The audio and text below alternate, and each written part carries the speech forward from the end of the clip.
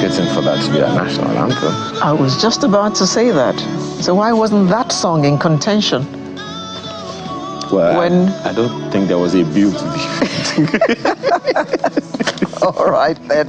Now let's get the program on the road. The Supreme Court has ordered Nigeria's 36 state governors to file their respective defense to a suit instituted against them by the federal government seeking full autonomy of local governments in the country.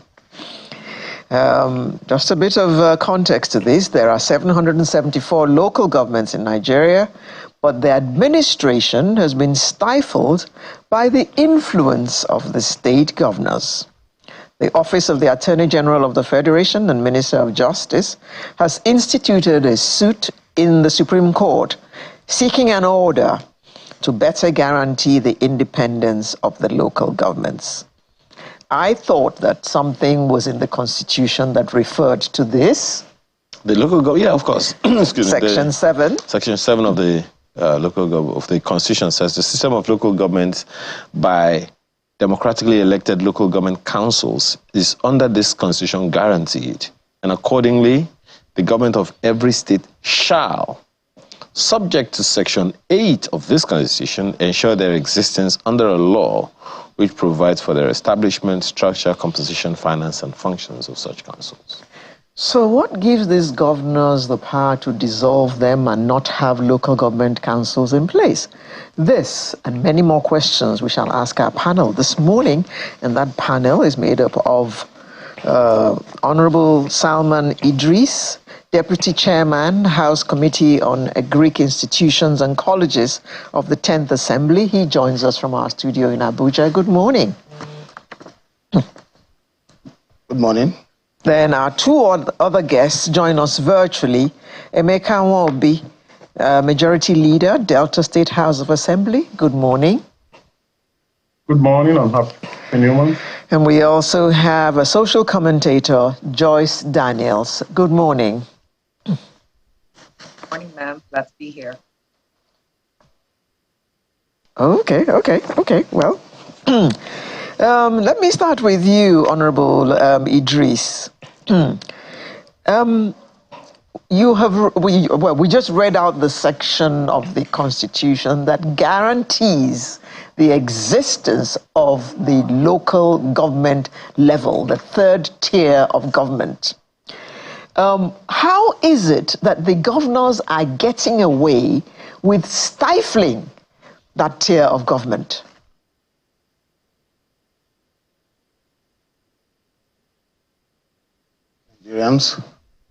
Well, this issue, when you look at the provision of the Constitution, ordinarily shouldn't have been a controversial thing. As it's saying today, it's expressly guaranteed in the Constitution, the independence itself of the local government, the autonomy of the local government. But over time, it is noteworthy at this point to know, just as we are rightly asserted before now, the state governors, I won't say they are the problems of the local government, but the state governors still have some level of control over the finances of the local government, as also enshrined in the Constitution, by virtue of the fact that they operate a joint account. And because they operate a joint account and every funds, every revenue that is supposed to be accruing to the local government goes through them, what is called the joint account. And because of this peculiarity, it became very easy for the state governors to take advantage of this and, of course, take over the operations of the local government and politically, administratively, and, of course, fiscally. And as I speak to you, the conditions of the local government, it has become so terrible. Local government has degenerated because we don't have clear-cut governance. You can imagine, because of this joint accounting that I have spoken earlier on, they appoint local government caretakers, some call it administrators, some call it LOs, some call it supervisors, but they give it all forms of meaning. You find out a governor can last in office for 8 years, 6, 7 years, he won't conduct election. And at the twilight of his administration, he begins to conduct election, of course, because he's leaving. honestly, I quite agree with you. It has become a national discourse. And of course, the House of Representatives, the 10th Assembly presently, is also taking a critical look at this particular aspect of our governance. Because when you're talking about local government administration, it is actually the first line of charge. It is actually the first line of governance architecture in Nigeria. And of course, I agree with you. It is something that we need to take a look at, and we're doing just that right now. Well, it's interesting that, you talk about it that way, especially because from my understanding, and it's one of the issues, the way I always bring up this matter, every one of us in Nigeria is from one local government or the other. But then, let me come to you, Honorable Nwobi. There is this belief in some quarters. We hosted a legal practitioner once who said that what the law says, what the Constitution says in Section 7, is that the local government system is guaranteed, but it doesn't spell out the existence of the local government, the way it spells out the president, the role of the president and the role of the governor. It spells out that there shall be a governor, there shall be a president. But in this particular section, Section 7 of the Constitution, as amended, there is no clear statement that says there shall be a chairman of a local government. Maybe in the fourth schedule, in the schedule that talks about it later on in the Constitution. But how does that argument come to you for those who are saying, who are looking at that as a lapse or a loop that they can take advantage of?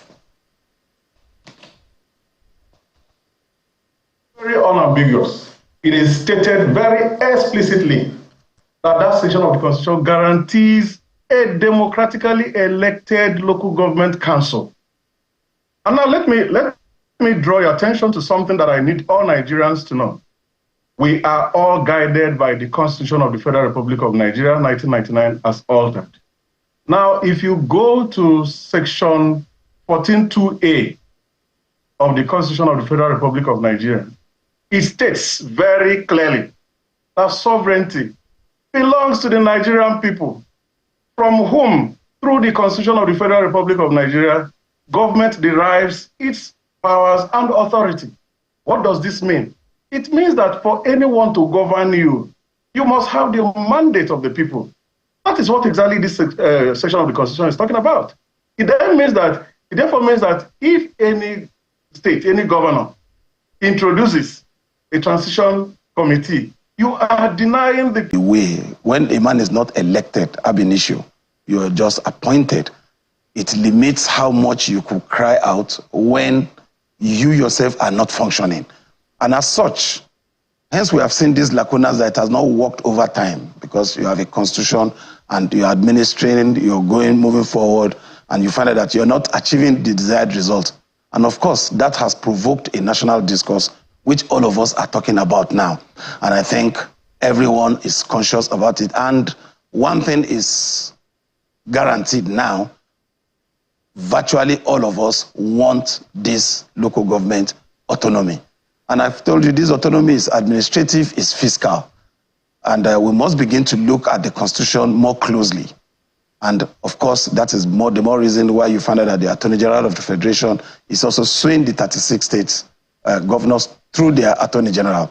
It has become a national issue, it has become a national endemic, and we must be alive to it.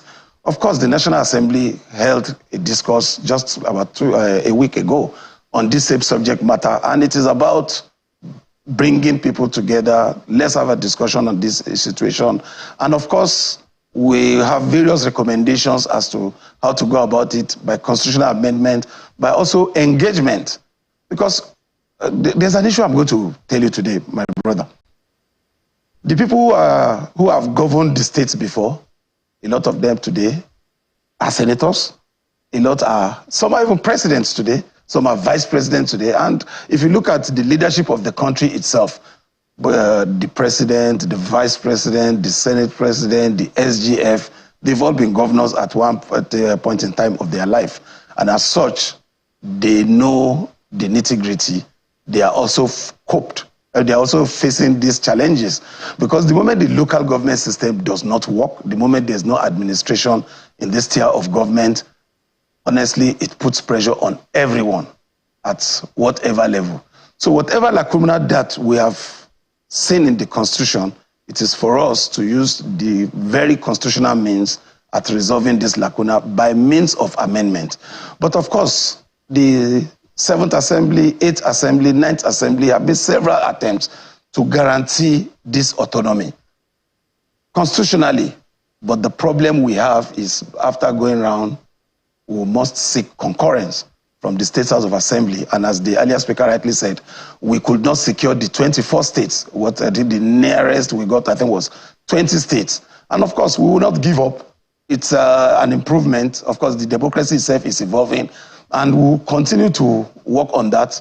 And I believe we are going for, definitely, these are all discussions that are going to lead to another, of course, constitutional review. And you see, when the local government system does not work, it also breeds insecurity. And these are the national challenges that we have at the moment. So local government autonomy, I can assure you, no going back on that. And we'll begin to, if we can't even get it holistically, I could assure you, when we begin to look at the Constitution and check it itself, during the national discourse, this issue came up of Section 162, subsection 5, which, of course, tells us how monies gets to the local government. And it tells about the powers of the National Assembly in administering these funds that goes to the local government. So for sure, it's a process. And of course, I can assure you that we're in that process. One of the grounds for this suit by the Attorney General and Minister of Justice is this, and I quote, that all efforts to make the governors comply with the dictates of the 1999 Constitution in terms of putting in place a democratically elected local government system has not yielded any result, and that to continue to disburse funds from the federal account to governors for non-existing democratically elected local government is to undermine the sanctity of the 1999 Constitution. End of quote. What are your thoughts about that? I agree totally with the Attorney General in that regard. But these things have to be done constitutionally, and I think that is what the Attorney General is trying to evoke by approaching the Supreme Court for proper interpretation and, of course, subsequent injunction. And I believe it's clear, the Constitution is clear. That one does not even require any amendment. What is just seeking is interpretation. And of course, once we get that, we will now know that we can no longer disburse funds to any government that is not democratically elected, that do not have the mandate of the people. And of course, once you have the mandate of the people as a chairman of the local government, it's clear again, the Constitution has stated it clearly, how money should get to you. It's very unfortunate, my dear brother. The funds getting to the local government, it's rooted through the state, and I think that is one of the lacunas in the Constitution. The Constitution clearly states how the money for the state goes to the state, but the Constitution stated clearly again, funds for local government shall go through the state government. And I think the reason for this is because that's created for a joint account for them. The reason for this is because that the state government are also expected to also, there's a percentage of the revenue accruing to the state that should also go to the local government. But you see, the local government, the state governors are quick to adhere to the part of the Constitution that allow them to set up joint accounts. But they have this lackluster attitude when it comes to conducting election to also have the right man to receive the funds there. So for me, I stand by, once you don't have the mandate of the people, the federal government has no business in distributing funds, taking funds to that particular local government. We've had this issue, it has come up severally. And I must even bring our mind to it. When the president, our presidency today, when he was governor in Lagos State, We had the same issue with Obasanjo when, of course, LCDs were created in Lagos. Whether we like it or not, you're creating LCD, the only instrument that, the only thing that permits us to create local government in the country, again, is the Constitution, and that power is vested in the National Assembly. So as such, the head of state then withheld funds. So, and I think we could still do that again. Once you don't have a democratically elected chairman in place, we withhold their funds. Of course, the National Assembly has a role to play in all this by virtue of section 162, subsection 5, as I earlier mentioned. Well, thank you, Honorable. I think it is actually understandable that, that issue should even be coming up now. But Honorable Nwobi, even though that initial question was for you, you may want to speak to it as well, but the question that I'd like to ask you is, why has it taken the Houses of Assembly so long? I remember, joining a team of civil society organizations representing my media organization at the time. And we took a tour of the southwest of Nigeria, for instance.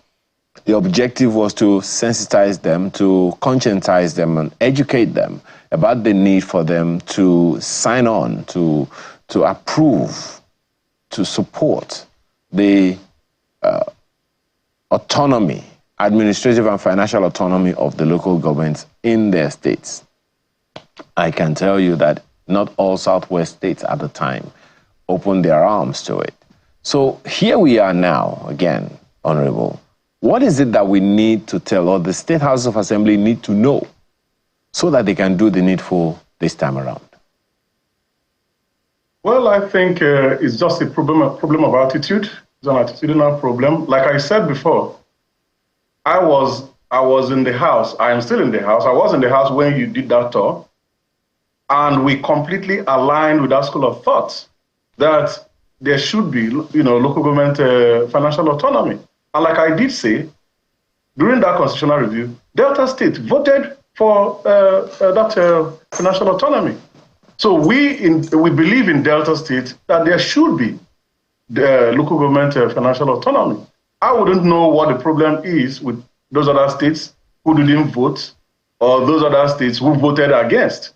But anybody who believes in democracy, anybody who understands the Section 7 of the Constitution of Federal Republic of Nigeria 1999 as altered, should give a nod, should support local government financial autonomy. Because this is the tier of government that is the closest to the people. Again, let me remind us, the same Constitution, Section 14(2)b, provides that the security and welfare of the people shall be the primary purpose of government. How will this tier of government be able to provide welfare and security to the people that they govern if they are not autonomous, if they don't have adequate funding? So it is important to open the eyes of our people to understand the need for this financial autonomy that we are preaching. I am happy that about 16 states voted for it in the last constitutional review, but we need to call on those other states who do not understand that they should support this. It is for the welfare of the people. It is for the good of the people. If these people have enough funds, like I said in the national discourse, that I believe that there are two major issues, militating or inhibiting effective governance at the local government level. Those two issues are inadequate funding and the political will. So what we're discussing now, the aspect we're discussing now is about the political will. The people in authority, they need to have that political will to support this financial autonomy at the local government level, so that the people at the local level will be able to enjoy government, will be able to benefit from the democracy that we find ourselves in Nigeria. I do not know the reason why those states who voted against did, but it's unimaginable to me. I don't understand why they should do that. But I am calling on all Nigerians to please give a nod to that financial autonomy. And of course, look into the funding of the local government councils. Because you cannot put something on nothing. For the local government council to be effective, there must be adequate funding. And it is on that note that I did say in the national discourse that I believe we need to also revisit the sharing formula, in fact, where the federal government receives 52% and the state 26% and then local government 20%. I also believe it's not equitable. They have to revisit it so that both the state and local government should have adequate funding to provide the necessary infrastructure and other amenities that the people at the local level need. So that is my take on this. Okay. But I am happy to always say and announce to Nigerians that Delta State is a proponent of local government financial autonomy. Oh, okay. We have supported it before. We will continue to support it. And I call on other states to follow suit, so that we'll be able to create a Nigeria that we provide for the needs of the people at the local level. Okay. Joyce, it seems that the governors have shackled the local government and, by extension, the head, who is the chairman of the local government council. And that seems to be the case because the chairman is there at the behest of the governor. So what we should be advocating now is a way for us to have proper local government elections, so that the people who actually end up being the heads of those local governments are the people elected by the people, not somebody who is selected by the governor and therefore is beholden to the governor. So how do we achieve this free and fair election, which will throw up a chairman elected by the people, who will then see the people as his priority? That's what I said before. Joyce Daniel, please. That question is for Joyce. Thank you. Okay. One major way would be to take away the state electoral commissions and let INEC be the one to conduct the local government elections, because the concern is if the state independent electoral commissions that are put together, as it were, by the state government are running affairs, the situation will keep going on and on and on. So when INEC takes over, it opens up the space just a little bit. I will put in a caveat, though, that for many local governments, and perhaps I should speak for mine, the people are involved in the process, right? It's usually will come back to what people want. Many times the people will have a voice and say, we may not want this person, we may not want this person for these reasons.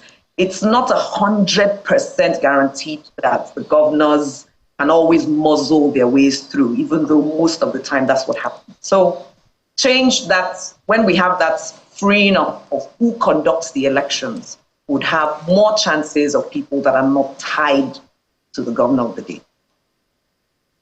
I have one question for you, Honorable Idris. I just searched through the Constitution. And, with technology, you can search much easier. So I searched for the word chairman in the Constitution. I have 72 results. The only place where the chairmanship of a local government shows up in any semblance is Section 225, where it talks about chairmanship or councillorship. And that is for any for the registration of political parties, for any political party that does not win an election at the chairmanship level. But guess what? In the entire Constitution, there is no role of chairman of local government. Even in the seventh, in the part, is it part 7 or the seventh schedule that talks about the functions of a local government, there is no office of chairmanship of a local government. We have chairman of INEC, chairman of state houses of state commissions, all kinds of chairmen, 72 such results from the search, but no office of chairman of a local government, no office of councillor of a local government, except in Section 225, where it talks about deregistration of a political party. Isn't that enough ground for any, governor to say the Constitution doesn't recognize? You don't exist.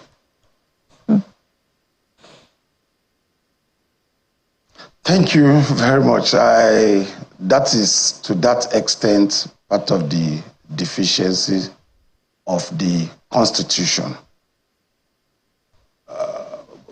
But the Constitution recognizes that there will be a third tier of government. The lacuna there now is not specifying, not mentioning it expressly as to who administers that local government. Yeah. And that is what we're saying. Those are the lacunas that gives the state governors the opportunities to take advantage of the people. Support this. However, that is not just to a second. say Just a that second, Honorable. Support that. Just 1 second. My apologies. Support that with what Honorable Will said earlier. Section 7 says there shall be a democratically elected local government council. The Constitution creates a local government council, but does not create offices. Council doesn't create offices of the chairman or officers for that government. That is why you will continue to amend the Constitution where we have such lacunas. And such lacunas come to the fore when we find out that when the performance, because these are the kind of issues that has affected the performance of the local government. I agree with you. In totality, there is a contradiction. I agree with you in totality that is what the governors are also leveraging on, these contradictions in the constitutions. Are you confirming that that's what the governors are leveraging on? Yes. Okay. I mean, that is the lacuna the governors seem to be leveraging on. But that is not to say we will allow it to continue. Because we must check, when we find such contradictions, of course, the Constitution itself allows itself to be reviewed. And that is what is calling for all the amendments, the reviews that we're talking about. For God's sake, hence the Constitution already says we shall have a democratically elected local government council. What makes up the council? To this extent, I can assure you, that is where all the agitations are coming from now. Everybody is agitating, we are agitating, even the state governors themselves are agitating. And of course, based on these agitations, that is the reason why we are going for review. We are calling for the review of the Constitution to avoid the lacuna and bring government down to the people, as also guaranteed still by the same Constitution. So for me, it is not a problem. We'll go for a review. It's not a problem. Well, Honorable, you want to speak to the same issue. You have said it, that the Constitution is unambiguous. Well, I agree with you. Section 7 says there shall be a democratically elected local government council, but there is no office of chairman or functions of the office of the chairman of a local government, Honorable Nwobi.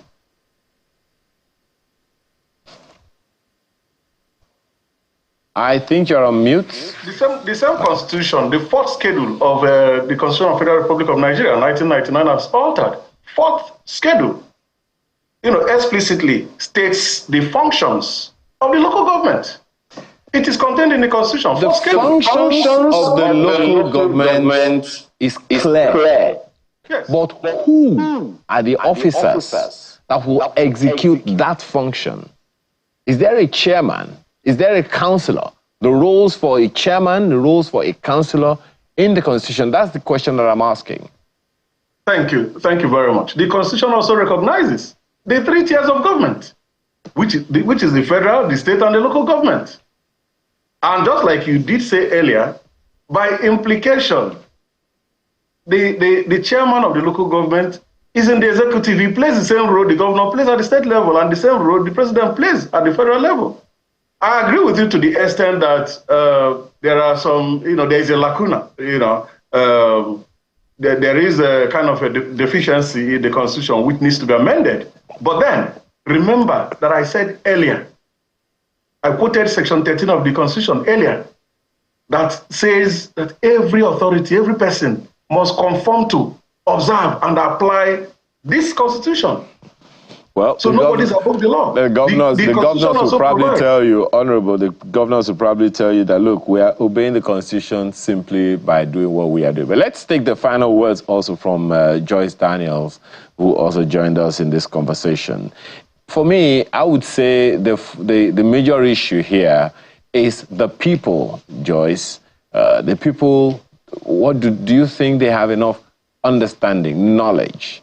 How should we be dispensing this communication to the people in a way that they're not just aware, but they're educated, they own it, they know their rights, and they insist on the needful being done?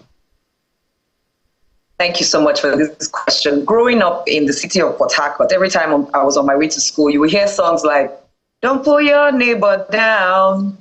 You would hear songs like, "Time now money, oh." Those songs were educating, they were enlightening, they were in bite sizes that we consume. A lot of the sounds we hear right now are not very enlightening.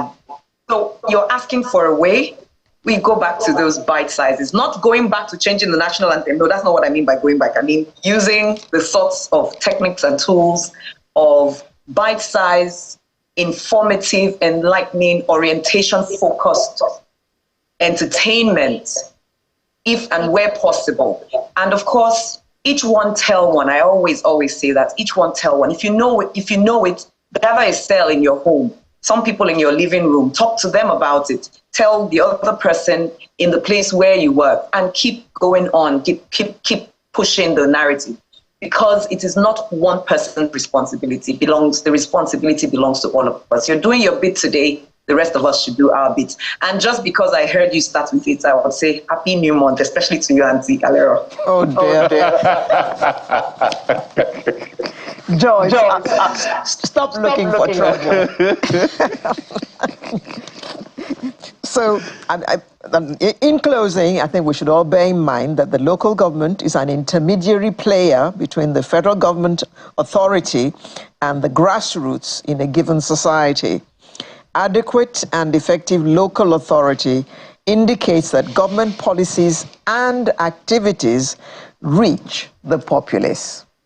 On that note, I'd like to say thank you very much to our panel, made up of Honorable Salman Idris, Deputy Chairman, House Committee on Agric Institutions and Colleges of the 10th Assembly, Honorable Emeka Nwobi, Majority Leader, Delta State House of Assembly, and troublesome social commentator, Joyce Daniels. Thank you all very much for coming to share your insights with us this morning. Thank you. Sunrise will be right back with another interesting conversation. Do join us.